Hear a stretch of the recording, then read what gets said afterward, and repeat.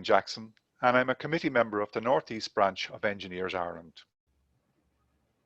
What is Engineers Ireland, you might ask? Well, it's the voice of the engineering profession in Ireland.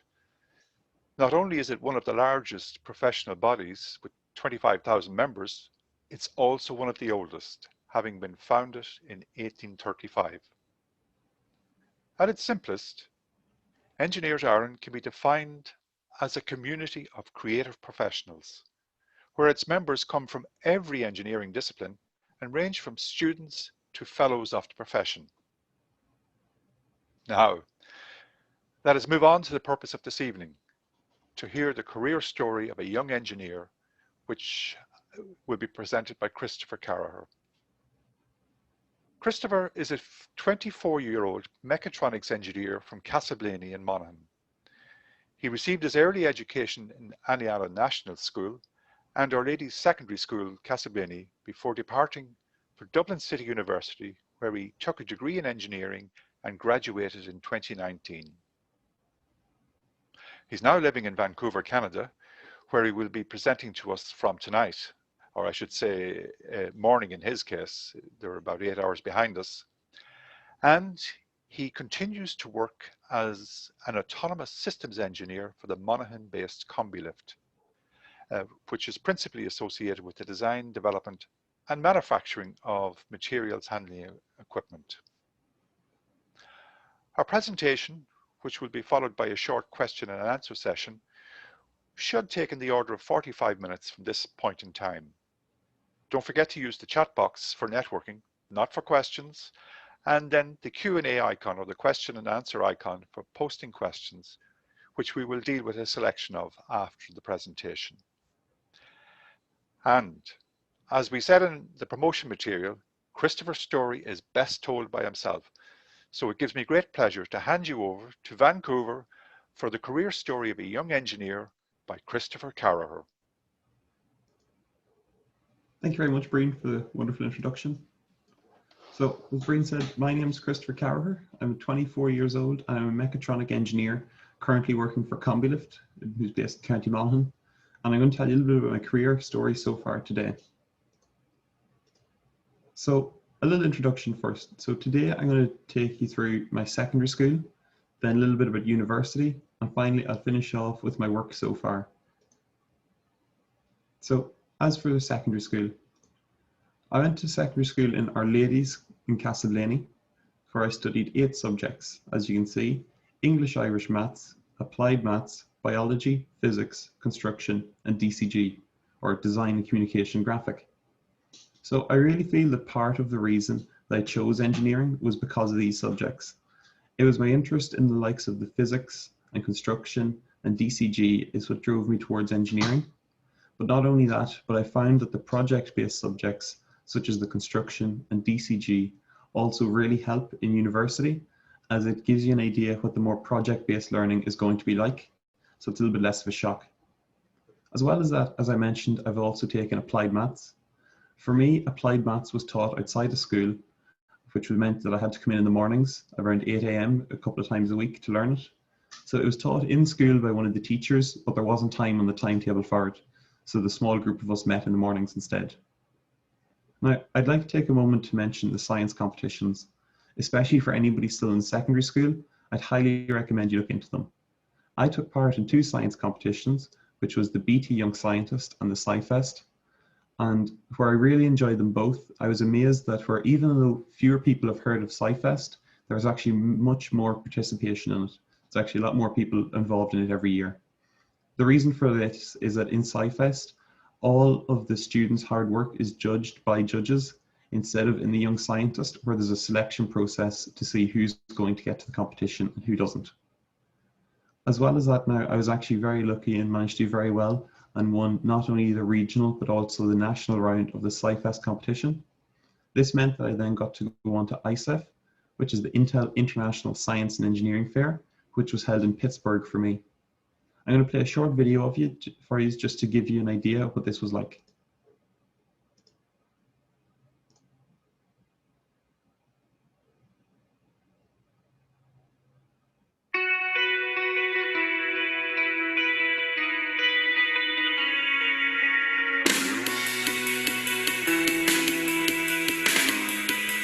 I feel really grateful to be here and honored to be here. You meet other peoples from other cultures. It's really exciting.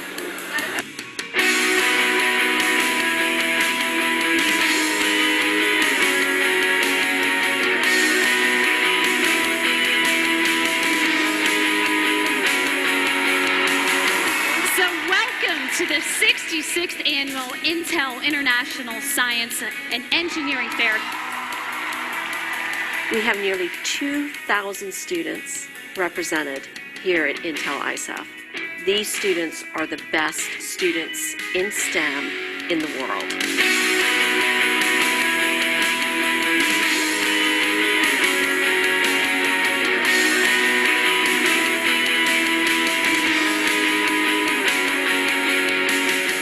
A lot of fun just meeting kids from all over interested in the same thing.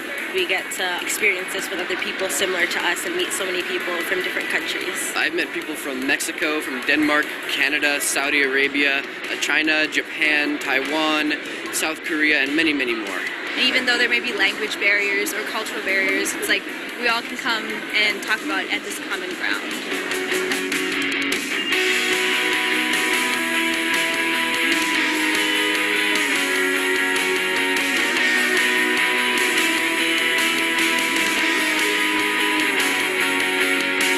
Science doesn't know political boundaries. Science flows around the world, and these ideas flow around the world, and they're part of that conversation now for the rest of their lives. It's life-changing. And now, on to the final awards of the 2015 Intel International Science and Engineering Fair.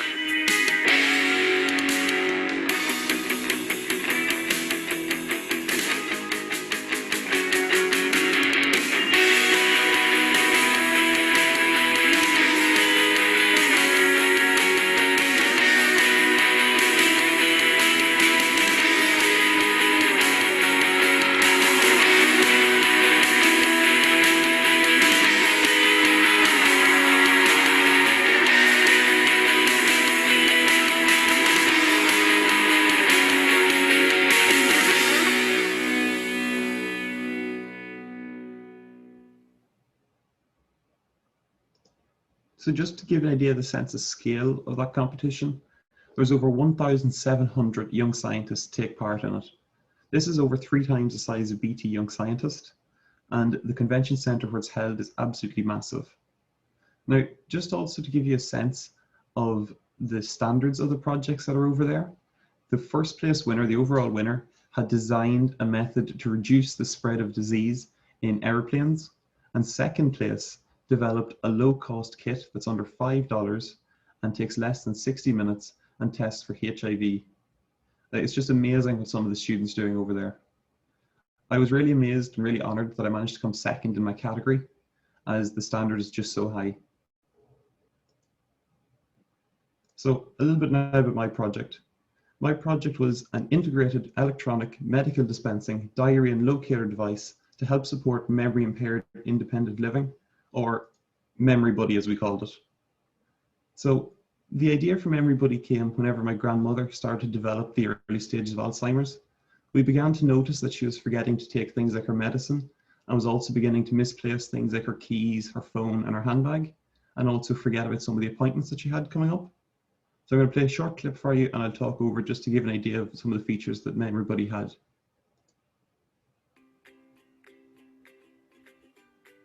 So Memory Buddy was designed to be able to be set from anywhere. So the person's appointments and their medicine schedule can be set from anywhere just using the regular Google Calendars. This means that the carer or family member doesn't have to physically go to the person's house to be able to set this. They can do it remotely. This is really convenient, especially if it's the likes of a local carer who has multiple patients. They can set up different appointments that they have coming up remotely. Or if you have a family member, instead of them having to travel from far and like pin a note on a notice board, they can just set it through a phone and will show up on the display. The medicine is also set this way, and it's set, and you can see it'll be on the screen here along with any appointments that they have. Whenever it becomes a time for an appointment, the 2 lights on the left and right of the screen will begin to flash green, and that will alert them to the screen so they know to look.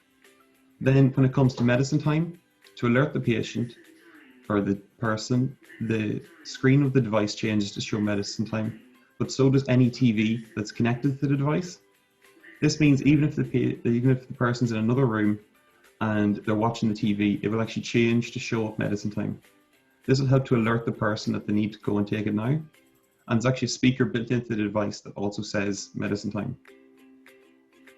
Now, in order to make using the device as simple as possible, the button that needs to be pressed actually lights up as well.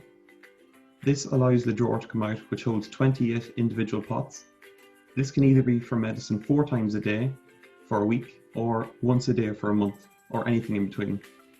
This was the second day, that's why it came out 2 rows, and all of the other columns are covered, which means they can only ever get to the medicine they're supposed to take at that time, meaning they can't take the wrong medicine or can't take the wrong amount of medicine. As well as that, there's also newer features since that, such as the likes of the camera here. This records the person during medicine time to ensure that they're actually taking their medicine, and this video is automatically uploaded to a Dropbox account so that the carer or family member can ensure the medicine's actually been taken when it's supposed to be. Not only that, but it also emails the carer if the medicine isn't taken on time, so they can check in on the patient and make sure that everything's okay.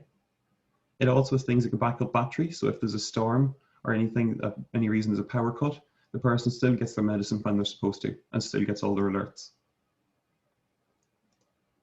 So now I'll tell you a little bit about my university experience. As Breen mentioned, I went to DCU. Now, my reason for DCU was there was 2 main reasons for this. One, after looking at all the different universities, I kind of liked the size of the DCU campus. I felt UCD was very big and very intimidating, especially coming from a small town like Castleblaney. So I really like the size, and even all the classes are a little bit smaller, which just makes it a little bit easier, I found, for learning. Not only that, but I wanted to do mechatronic engineering. So this is half mechanical, half electronic. And at the time, DCU was the only university I could find that offered it. Now, I've picked mechatronic engineering as just doing things like memory buddy. I found that I really like both the mechanical and the electronic aspect, and I really like the variety that that gave.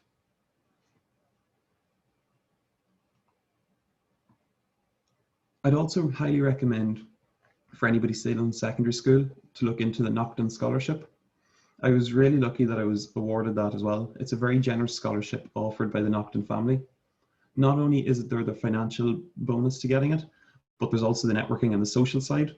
So multiple times a year, the Nocton family will actually hold events where all the scholars can get together and meet up. This is really good as you get to meet a lot of like-minded individuals. So if you're thinking of doing any sort of STEM course, I highly recommend looking into it. I'll give you a little taste of some of the projects that I then would have completed in DCU. So on the bottom here, you can see this was an autonomous car that we had to design and make in first year. The idea behind the car was that it would simply follow a white line, and at different points along the line, it would perform different tasks. So it might have to do a 3-point turn, or it might do a U-turn at certain places. As well as that, then on the top, you can see this is a more advanced autonomous car that you do in third year. This one has to be able to detect and avoid obstacles in its path. So this means it'll be able to turn to avoid them and won't crash into them. As well as like the in-class projects, there's also some like competitions as well. So in third year as well, there's what's called the firearm competition.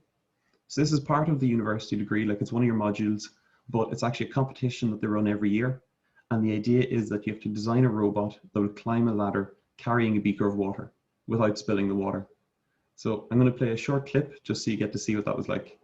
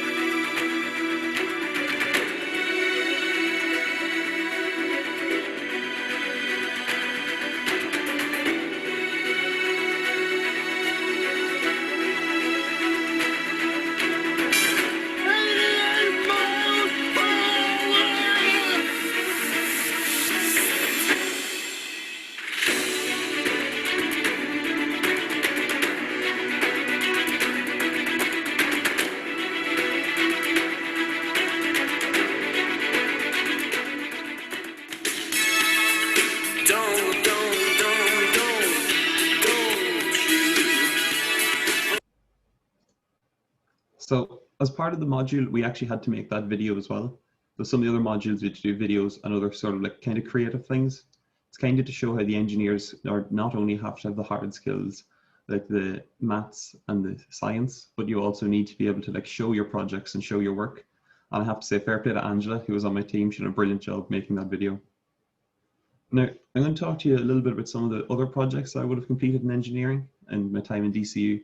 So these wouldn't have been like during lecture times as such. These are more like out of the classroom projects, if you like. So the first one on the top is the ESB Intercollege Challenge. So this is where every university around the country sends a team forward. This is done in third year. And for me, it was myself, Dylan, Dara, and Connor. So we all took part. It's quite an intense challenge. You arrive in the morning and then you're pretty much locked in a room for 8 hours with the challenge, and you have to have your solution and your presentation made at the end of the day. To give an idea, for our year, the challenge was to accelerate the uptake of e-heating and e-transport in Ireland. Now, you not only need to have some sort of like engineering plan, but you also need to have a business plan behind that as well, how this is going to be financially viable for companies such as ESB. This is really good as it shows you like the multidisciplinary nature that engineering can be. So you not only need the engineering, you need the business, you need the marketing. Again, we also had to produce a video, like as an advertisement. So that's kind of to show how you need all the different skills, not just your core engineering. I also took part in the Hyperloop project, so you can see it on the bottom here. So the Hyperloop competition is actually the brainchild of Elon Musk and is run by SpaceX in America. The idea behind the Hyperloop is that in the future, it'll be a new mode of transport that's much faster. It works similar to a train, except it's inside a tube that's then all the air is sucked out of, so there's no air resistance. This means it can travel much faster, like 600-700 kilometers an hour across land, which would really like reduce travel times, especially in bigger countries like across Europe or across America and things. Now, for the competition itself, the way it works is that you have a 1 kilometer track and you have to accelerate to as high a speed as possible and stop before hitting the end. So it's run by SpaceX and there's multiple rounds to the competition. We got through 2 of the rounds, but unfortunately we never got to actually build it and take it to America. It's a real pity too, because our goal was actually to get 600 kilometers an hour within this 1 kilometer stretch. So that accelerate to 600 and brake before the 1 kilometer is up. To give an idea of the sort of power that's needed, there was 4 motors on it. You can kind of see them here. And each one of those motors would have the same power as a Nissan Leaf. So that means it was able to accelerate at over 1 G, and its deceleration would have been over 4 Gs. Now, I'm also going to talk to you a little bit about what's called the final year project. As the name suggests, it's your final year project. The idea is that it's a culmination of all of your work so far, so it kind of brings together everything you've learned into one final project. There's 2 ways these projects can be chosen. They're either presented to you from all the lecturers will put in a list of all the projects that they would like to see done, and you can pick one of those and apply to do it, or you can actually bring your own idea forward. So this is what I've done, and I actually done it with the company that I was with on my internship, but I'll talk a little bit more of that in a second. So first off, my project was to add pick and place to 3D printing. So the first question there for some people is, what is 3D printing? So the idea behind a 3D printer is that it will take in a roll of plastic, you can kind of see it here, and will feed that through and melt it layer by layer to build up your model. So here's a time-lapse video to show this is sped up now, but you can see how it builds up your model 1 layer at a time. It pretty much does it in 2D, but stacks all those 2D layers together.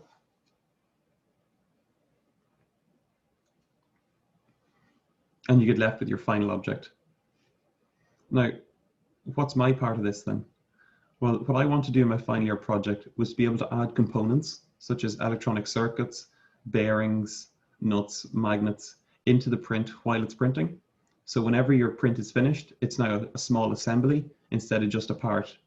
This means that after that part will be printed, there'll be much less assembly into a final product.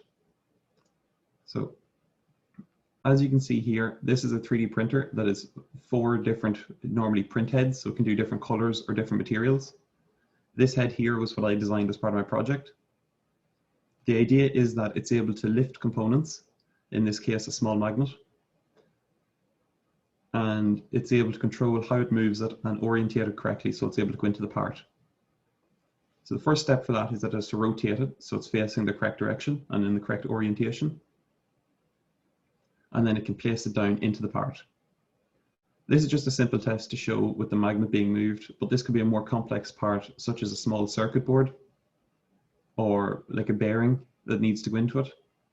And the advantage of this is that now this is going to be fully encased in plastic instead of just being added afterwards.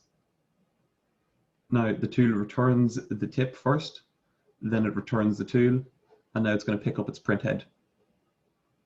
The first step then is just to clean off the print head and also to allow it to get back up to temperature so it's able to melt the plastic.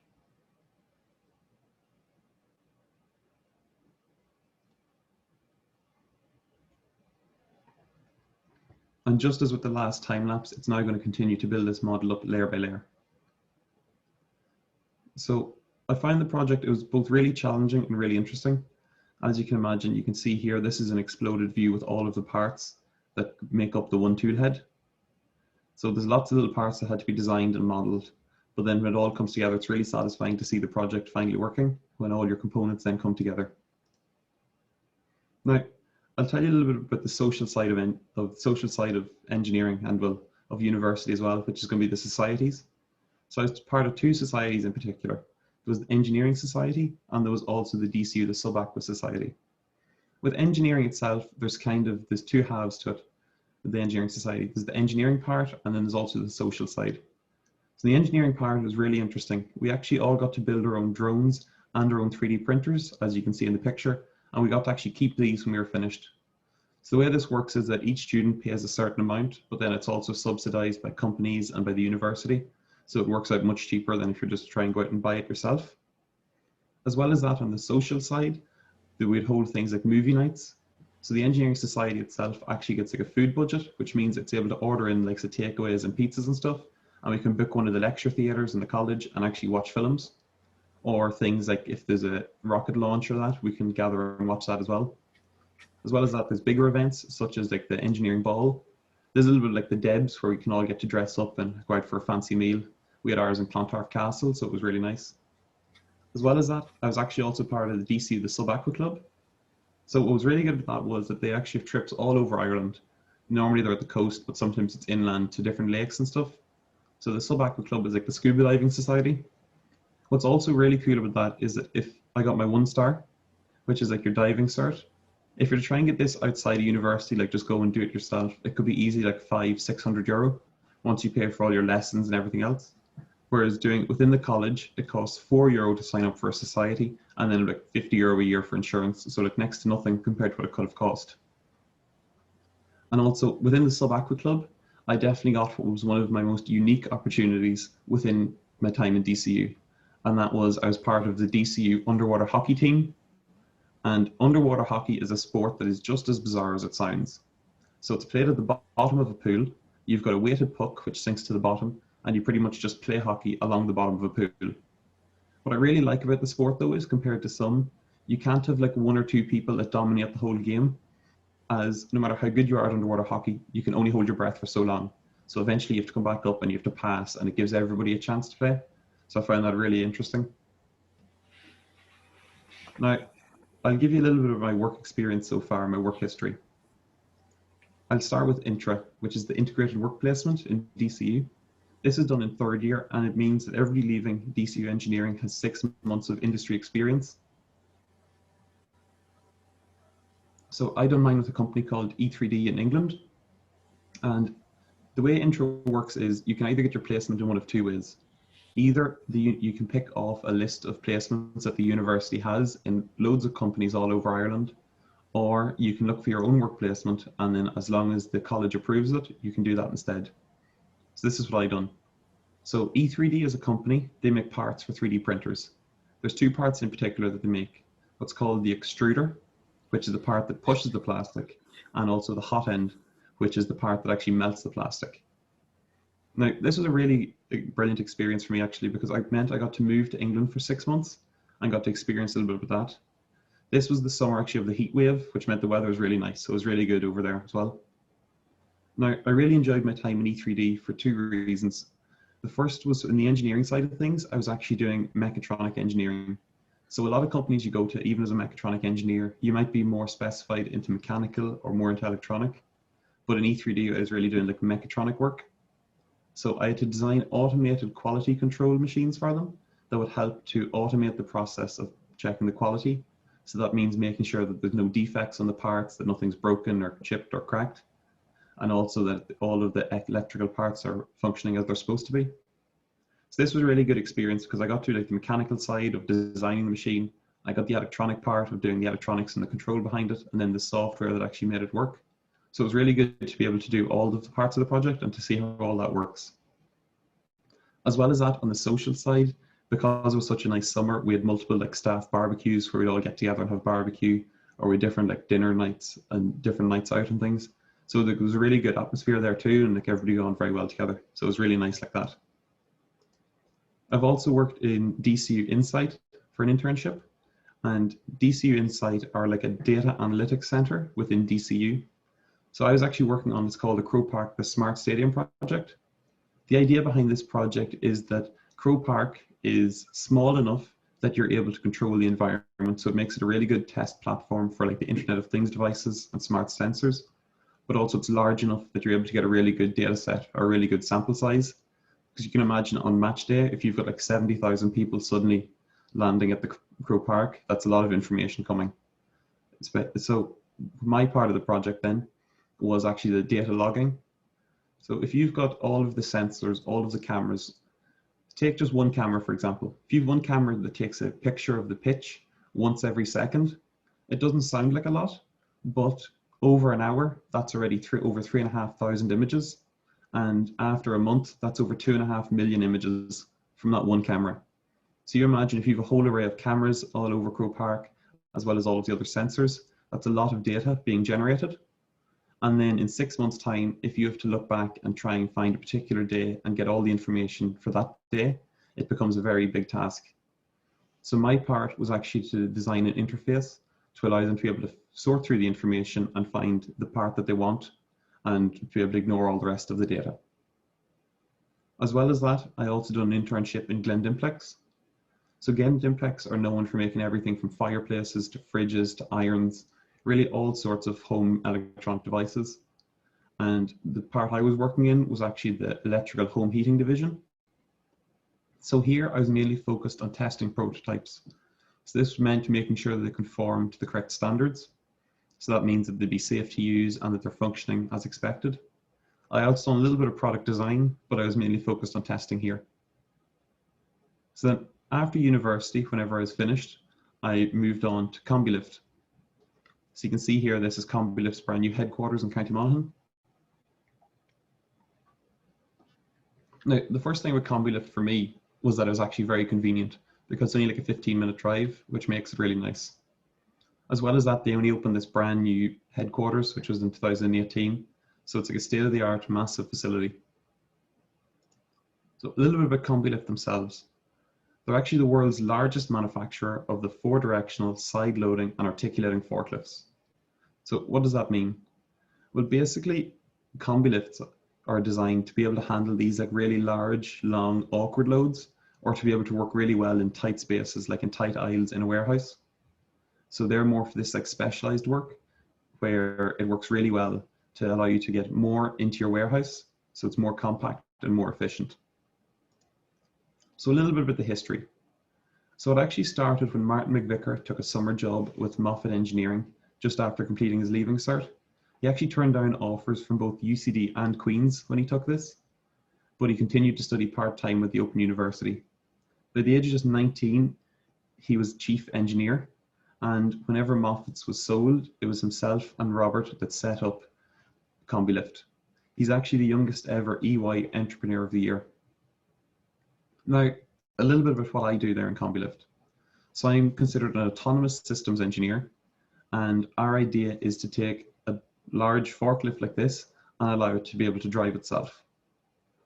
So as you can see here, there's clearly no driver, but even on a simple straight test like this, you still have a lot of sensors that are taking in data both for navigation, so it knows where it's going, and also for safety.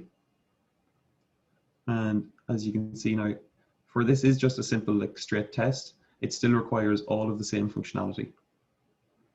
As well as that, so what makes us different with our autonomous forklifts? A lot of companies that are doing it are only able to handle what's called palletized loads. So this is anything that fits on a pallet, which means it has to be nice and square and compact, as this is all they can handle. Whereas for us, we want to be able to do what we specialize in, which is all of the long and awkward loads. So you can see here, this load is almost 4 meters long, and yet the forklift is still able to navigate through the space. It's able to see where it's going, and it's able to use all the sensors it has to make sure it does so safely.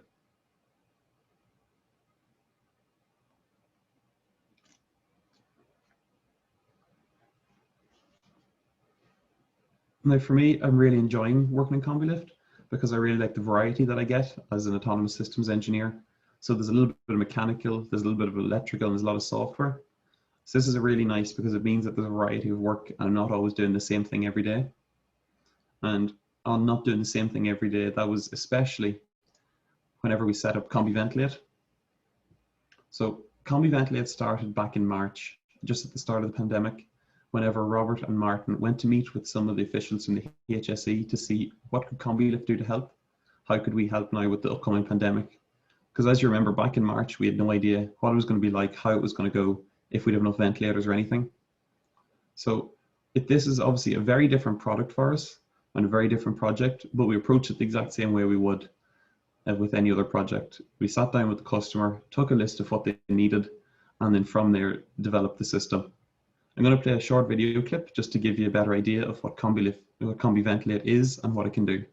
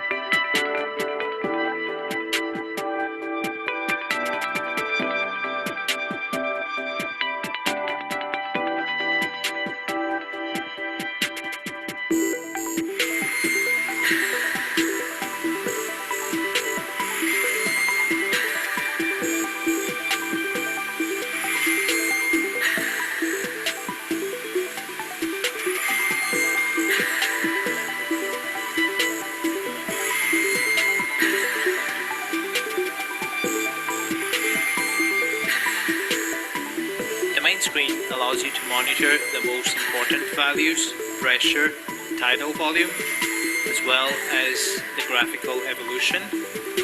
Set the target tidal volume per patient, see the patient history data, set up different alarms, and a help page. Set the target tidal volume for this patient. Just press the display and insert the desired tidal volume. Press enter and confirm the value. The tidal volume for this patient will be adjusted. This is done without affecting the tidal volume for the other patients connected to the system.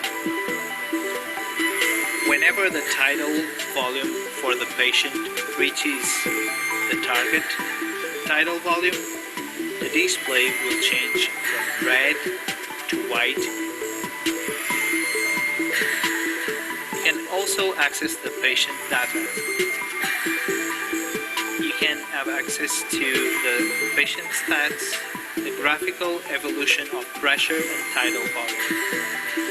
You can also reset the patient history. Alarms can be adjusted in this page. Min and max values can be changed accordingly. You can also have access to the help page where you can have the instructions in video or text format. A critical change in the tidal volume from a patient will trigger an alarm. This change does not affect other patients.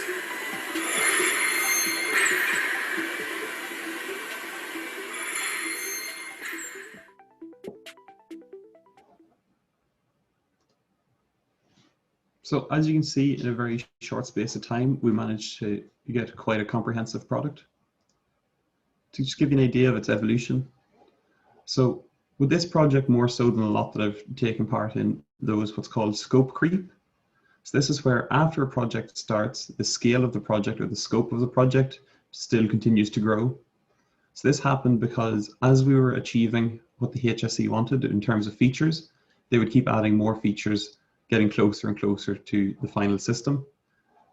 So as you can see from the pictures, this was the very first version, which had only had the basic sensors.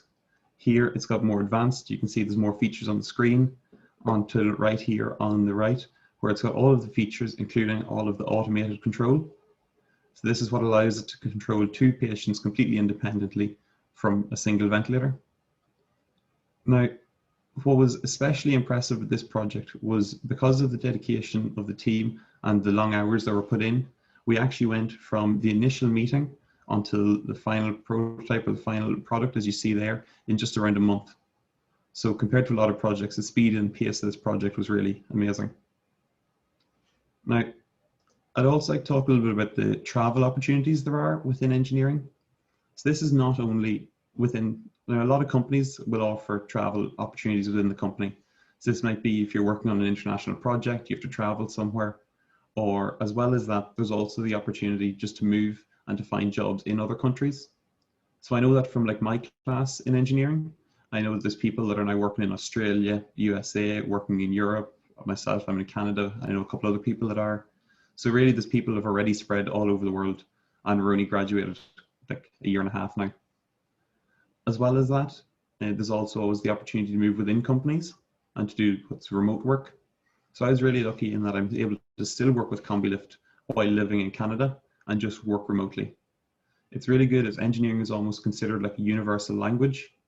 This means you can travel anywhere with your engineering degree and still be able to find work relatively easily.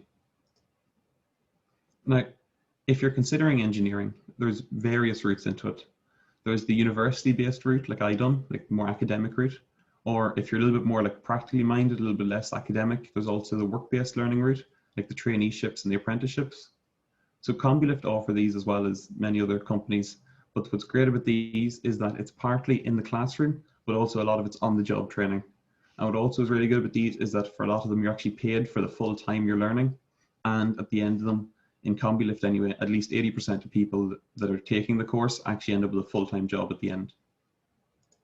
So thank you very much, everyone, for listening to me. If anyone has any questions, please just drop them into the Q&A.